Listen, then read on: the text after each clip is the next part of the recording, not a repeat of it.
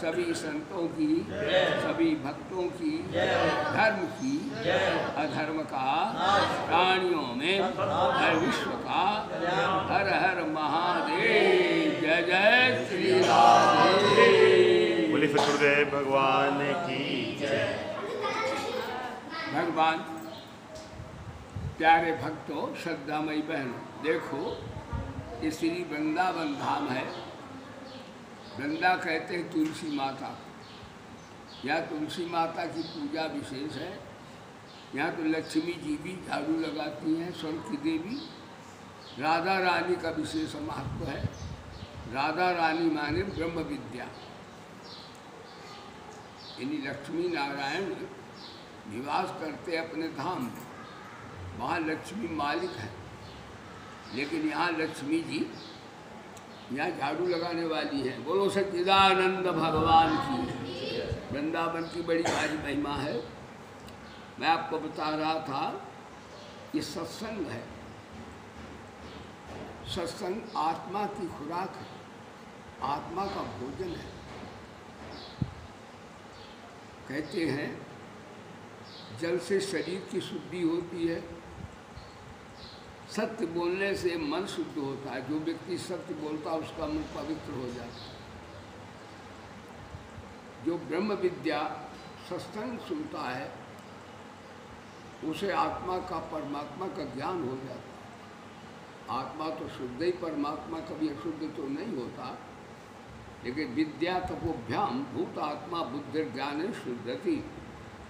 विद्या का अर्थ यहाँ ब्रह्म विद्या है, लौकिक विद्या से नहीं है, ये डिग्रियों वाली विद्या से नहीं है। विद्या क्या है? ब्रह्म गति प्रदाय, जो ब्रह्म गति को प्रदान कर दे उसे ब्रह्म विद्या कहते हैं। तो भगवान नाना प्रकार से सत्संग करा रहे हैं। सारी गीता में 18 अध्याय में सत्संग की ही चर्चा हो रही है। अब कहीं वो कर्मयोग से सत्संग की साधना सिखा रहे हैं, कहीं ज्ञान योग से भगवान आदि गुरु भगवान नारायण सिखा रहे हैं। ज्ञान कर्म संन्यास चौथे अध्याय में भगवान ने कर्मयोग की भी प्रशंसा की और ज्ञान योग की साधनाओं की प्रशंसा की, और ये भी कह दिया ज्ञान जो है वो 6 तरह के साधनाओं से प्राप्त होता है। 3 बहिरंग साधन, 3 अंतरंग साधन। बहिरंग साधन में तद्विद चौथे अध्याय में, ये 5वां अध्याय उसी के आधार पर है। ज्ञान किसे प्राप्त होता है? ज्ञान किताबों से नहीं मिलता है, ज्ञान वेद पढ़ने से भी नहीं मिलता है। ये किताबों से मिले तो गीता 20 आने में मिल रही है, सब संत हो जाए, लेकिन गीता से ज्ञान नहीं मिलता, न वेदों से ज्ञान मिलता, साधना से ज्ञान मिलता। गीता रोज पढ़ो और साधना ना करो, गीता की आज्ञा ना मानो तो ज्ञान नहीं हो। तो अंतर ज्ञान के लिए 3 साधन बहिरंग है, बाहर के। तद्विद्य प्रणिपातेन परिप्रश्नेन सेवया बुदेक संतते ज्ञानम ज्ञान न तत्वदर्शिना। तद ज्ञानम विद, कब ज्ञान मिलेगा? प्रणिपातेन, ज्ञानियों के चरणों में गिर जाओ। पथ धातु गिरने का अर्थ में आती है व्याकरण में, उनके चरणों में गिर जाओ, साष्टांग दंडवत करो, ऐसे नहीं ऐसे करो। तद ज्ञानम विधि प्रश्न, और फिर उनसे प्रश्न क्या करो? आत्मा परमात्मा के संदर्भ में करो। ये ना करो कि घर कैसे मिलेगा, घर कैसे मिलेगा, स्वास्थ्य कैसे बढ़िया, ये बातें न करो। वहाँ परिप्रश्न माने परमात्मा की प्राप्ति के संदर्भ में प्रश्न कीजिए। और परिप्रश्न सेवया, सेवा का अर्थ यह है कि रोटी इतने छाट देना या खिला देना, दक्षिणा दे देना, कमरा बनवा देना, गुरु का आश्रम बनवा देना, ये सेवा है। लेकिन ये स्थूल सेवा है, सूक्ष्म सेवा है गुरु की आज्ञा अनुसार साधना करना। गुरु कह दे, संत कहे कि निष्काम भाव से कर्म करो, तो सकाम भाव से नहीं करो। बस एक ही गुरु के प्रवचन में ज्ञान हो जाएगा, दूसरे की आवश्यकता ही नहीं। मान लो, बस प्रैक्टिकल क्रियात्मक करो। सेवया, ये बहिरंग साधन ज्ञान। अंतरंग साधन क्या है? श्रद्धावान लभते ज्ञान। अपने संत में इतनी श्रद्धा रखो कि भगवान से भी कम नहीं। परम श्रद्धा, गुरु वचन में, वेद में, गीता में श्रद्धा। लेकिन केवल श्रद्धा से ही ज्ञान नहीं होगा। कई व्यक्ति गुरुओं में श्रद्धा रखते हैं, पूजा करते हैं, लेकिन गुरु का न तो सत्संग सुनते हैं और न उसे पालन करते हैं। तो श्रद्धा से केवल श्रद्धा से ज्ञान नहीं होगा। श्रद्धा के साथ क्या है? तत्परा चाहिए, तत्परता। एक दिन सत्संग सुना, 2 दिन गायब हो गए। तत्परता माने लगन लगे। मोहि लागी लगन हरि चरणन की, मोहि लागी लगन हरि चरणन की। लगन लग जाए, श्रद्धा के साथ लगन भी लगे, और लगन भी लगे, श्रद्धा हो तो भी ज्ञान नहीं होगा। भगवान बोले संयत इंद्रिया, ज्ञान इंद्रियों से बह जाएगा। यदि इंद्रियां कंट्रोल में नहीं है तो ज्ञान बह जाएगा। तो इस प्रकार अंतरंग बहिरंग साधन बता दिए भगवान ने, और इस अध्याय को समाप्त कर दिया। तो ज्ञान हो जाएगा, मुक्त हो जाएंगे। तो ये 5वां अध्याय आज के ऊपर आरंभ किया। अभी अर्जुन का मोह दूर नहीं हुआ। यदि अर्जुन कहता मैं पालन करूँगा और इस प्रकार ज्ञान प्राप्त हो जाएगा तो मुक्ति हो जाएगी। लेकिन अर्जुन ने तो दूसरा प्रश्न कर दिया कि भगवान ने ज्ञान की प्रशंसा की और ज्ञान के साधन बताए, ज्ञान कर संजय 4 अध्याय में, और वहाँ पर भगवान ने कर्म की भी प्रशंसा की। अर्जुन के मन में आया कि मैं क्या करूं, मेरे लिए कौन सा साधन श्रेष्ठ है, ज्ञान योग की साधना कि कर्मयोग की साधना। तो अर्जुन ने प्रश्न किया, एक मेरे लिए कल्याणकारक जो सुगम सरल साधन हो वो मेरे गुरुदेव आप बताइए। तो भगवान बोले, भगवान कहूँ क्या किसे कहते हैं, जिसमें 6 भगवत कहते हैं संस्कृत में गुण को, जिसमें ज्ञान हो, वैराग्य हो, ऐश्वर्य हो, धर्म हो और महान लक्ष्मी जिनके चरणों में पलटती हो, कीर्ति दिग्दांत में छाई हुई हो, ऐसे भगवान बोले।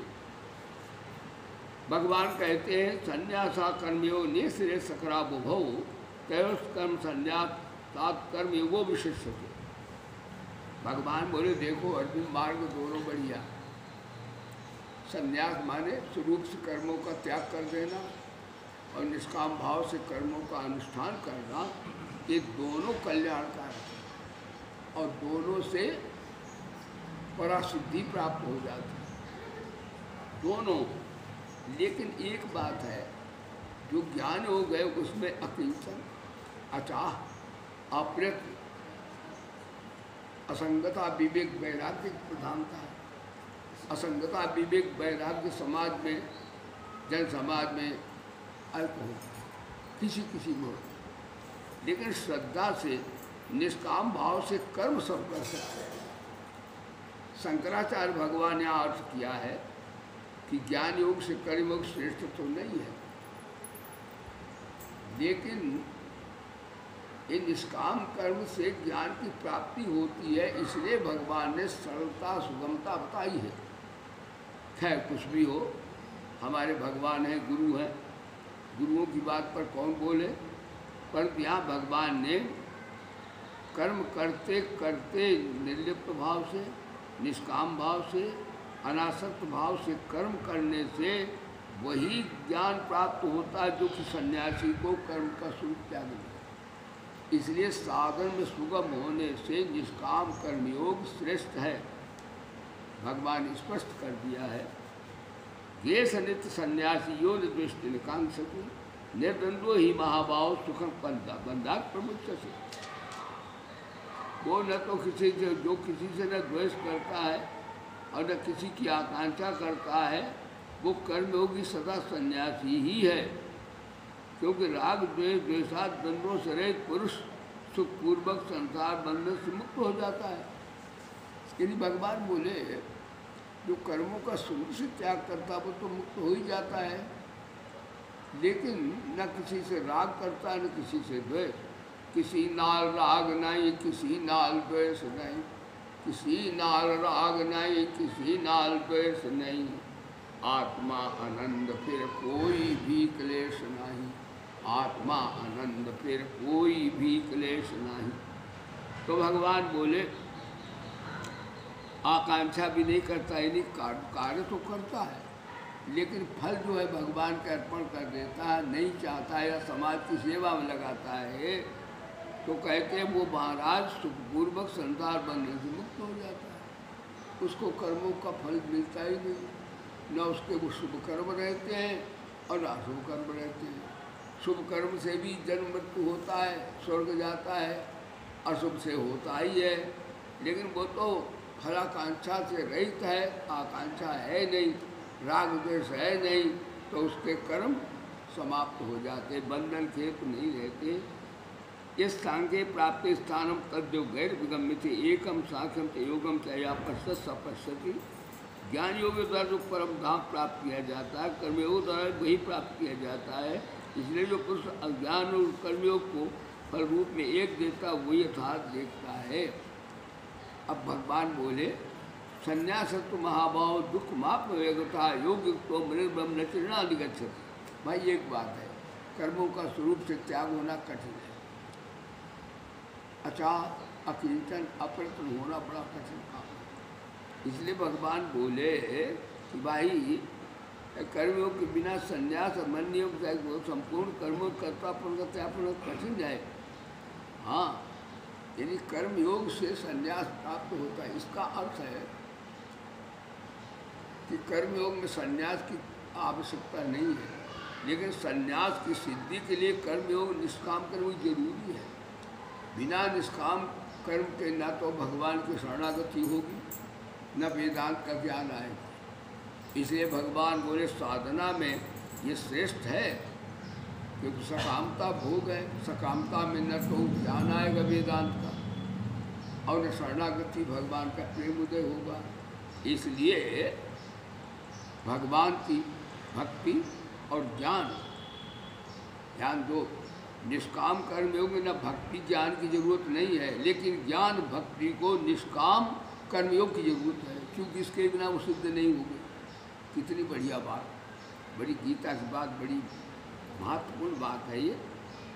लेकिन कर्म कैसे करना चाहिए जो अकर्म हो जाए, जो बंधन के हेतु न बने। योग तो विशुद्धात्मा, योग माने निर्लिप्त भाव से, निष्काम भाव से, अनासक्त भाव कर्म करें। और विशुद्धात्मा माने अंतःकरण की शुद्धि के लिए, बीजात्मा मन को संयम करके, चित्त इंद्रिय माने उचित भोग देने से, इंद्रियों को भी बस में रखने से, सर्वभूतात्मा और स्वभाव से कार्य करे, सेवा करे समाज की, कि जो सब भूतों की आत्मा है वो मेरे प्रभु की आत्मा है। ऐसे कर्म करता हुआ कर्म अपने लिप्त थे, वो कर्म करता हुआ भी लिपायमान नहीं होता, उसके कर्म भुने बीज बन जाते हैं और वो संसार से मुक्त हो जाता है।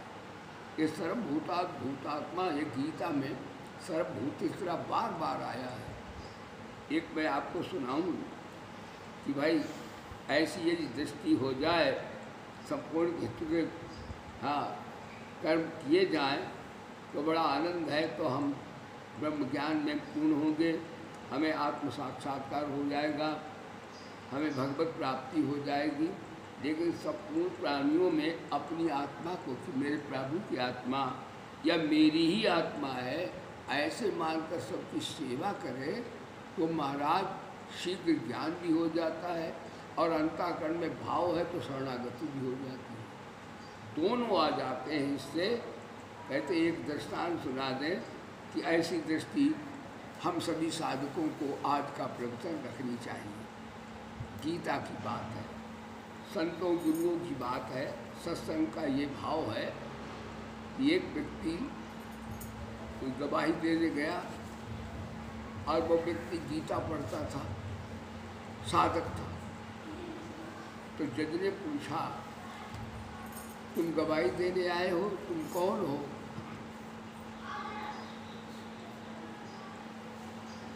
तो जज ने कहा मैं तुम्हें क्या, संत ने कहा मैं तुम्हें क्या दिखता हूँ? कहते तुम मेरे को मनुष्य दिख रहे हो और क्या दिखता? और जज भी गीता पढ़ते थे, गीता से ज्ञान था उनको। तो महात्मा बोले तुम्हें मैं मनुष्य दिख रहा हूँ तो तुम चमार हो, चमार, तुम चमार हो। जज साहब गीता पढ़ते थे, सर्वभूत में आत्मा हमारी। जज साहब ने पैर छुए, कहा महाराज आप ठीक कहते, मैं शरीरों को देख रहा था, शरीर संसार को देखने वाला चमार है, चमड़े को देखता है, आत्मा को उसे अनुभव नहीं।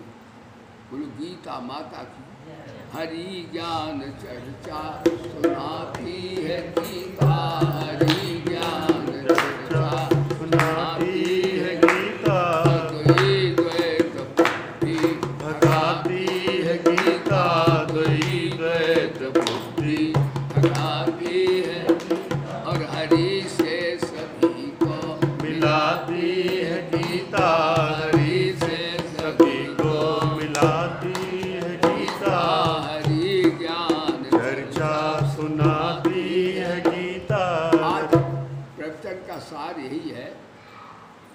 निष्काम कर्म करो। निष्काम कर्म योग के शब्द हैं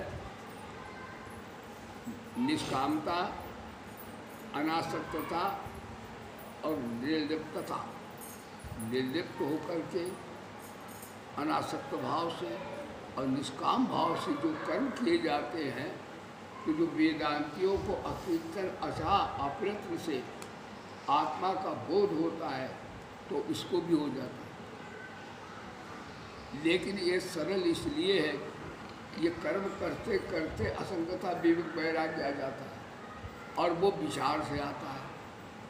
लेकिन उसमें जब तक बिल्कुल यानी किसी प्रकार की इच्छा वांछा थोड़ी भी है, तो वेदांत का ज्ञान शरीराध्यास आएगा नहीं। वेदांत तो कहता है कि सबसे बड़ा पाप क्या है, देह को मैं मानना। बस इससे मैं मेरा पैदा होगा, अविद्या पैदा होगा। जो देह को मैं मानता कि मेरा शरीर है तो मेरे लिए भी चाहिए, तो अंता ममता है। इसे वेदांत में अविद्या कहते हैं, अज्ञान कहते हैं। जिसकी दृष्टि शरीर संसार पर है, गीता कहती भी मनुष्य उनकी आकृति तो है, लेकिन वास्तव में मनुष्य नहीं है। वास्तव में मनुष्य वही है जो साधक है। वास्तव में मनुष्य वही है जो अपनी आत्मा को जानने का प्रयत्न कर रहा है।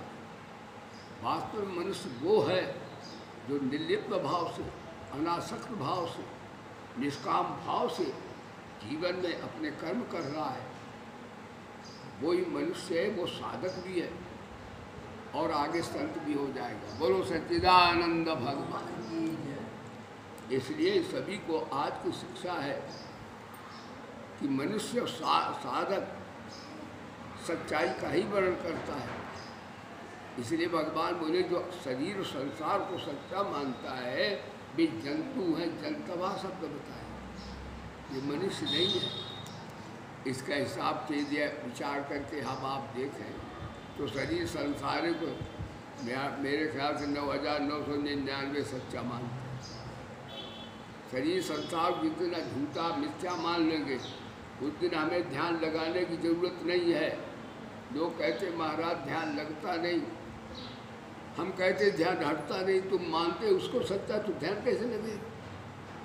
ध्यान तो तब लगेगा जब शरीर संसार को आप ज्ञान की दृष्टि से नाशवान मान लें, और या भगवान का मान ले, भक्ति में भगवान का मान लो, तो भी ध्यान लग जाए।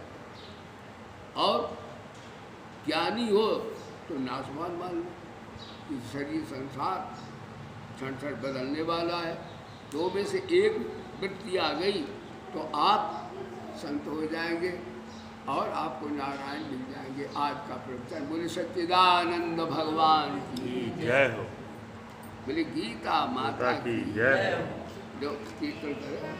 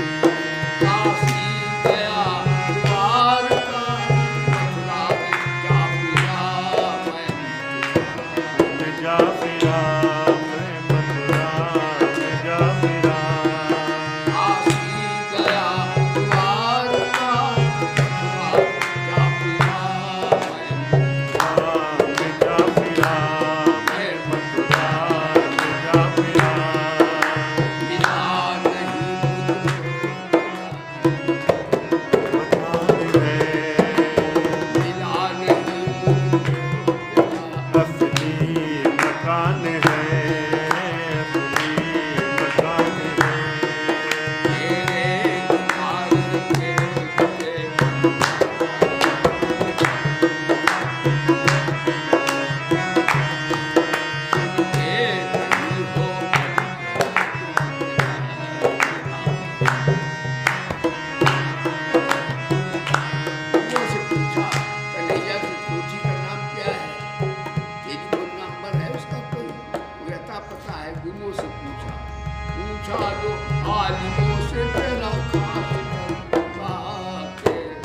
खास कर पता तेरा, खास कर पता।